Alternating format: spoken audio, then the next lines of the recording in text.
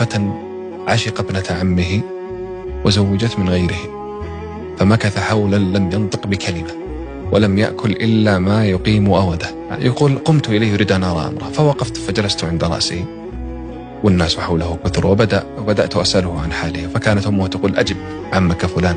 قل فرفع رأسه إلي وقال ليبكني اليوم أهل الود والشفق، لم يبق في مهجتي إلا شفا رمقي، اليوم آخر عهدي بالحياة فقد أطلقت من ربقة الأحزان والقلق.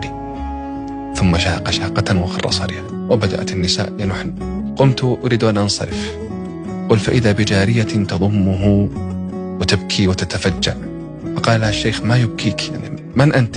فأنشأت تقول ألا أبكي لصب شف مهجته طول السقام وأضنى جسمه الكمد، يا ليت من خلف القلب الهيوم به عندي فأشكو إليه بعض ما أجد، أنشر تربك أسرى لي النسيم به أم أنت حيث يناط السحر والكبد.